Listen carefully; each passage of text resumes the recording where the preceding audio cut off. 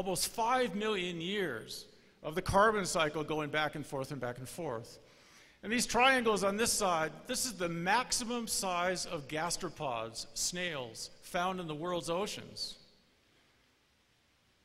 An average size through here, the catastrophe hits, and then everything stays small. And then when things go back to normal, we start getting bigger and even bigger and very different types of creatures. The world in that 5 million years was a world in crisis. So what do you do if you're a scientist?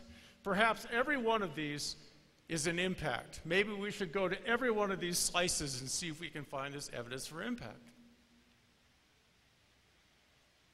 My own work was in South Africa. This is the land area where that big Organopsian came from. This particular area has its own sad history. This is a graveyard of Boers. They were all killed between 1900 and 1903, the entire family. The husband and wife were put in the same grave. The two sons, one was 37, one was about 41. And then there's a final grave over here you can't see without a headstone. But they're all victims of the Boer War. But coincidentally, they put this graveyard on the limit between what we call the Permian and the Triassic. They built a graveyard on a far bigger graveyard.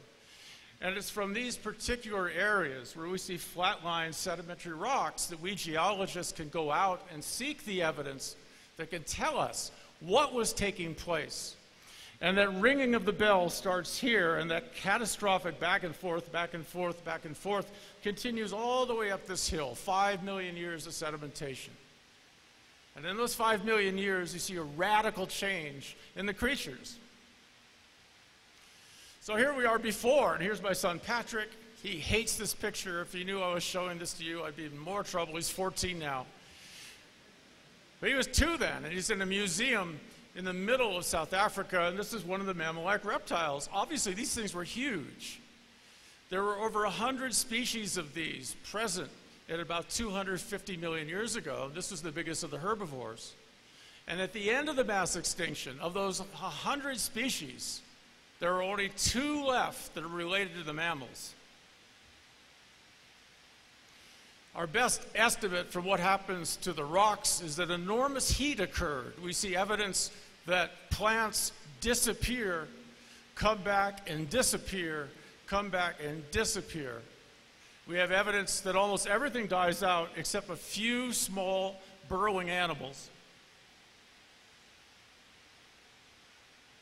And as we look at this now and we try to pick this back together, we start asking ourselves, if this is an impact, what could it be? So let's step back a little minute and look at that entire sweep of 600 million years and look at other possibilities.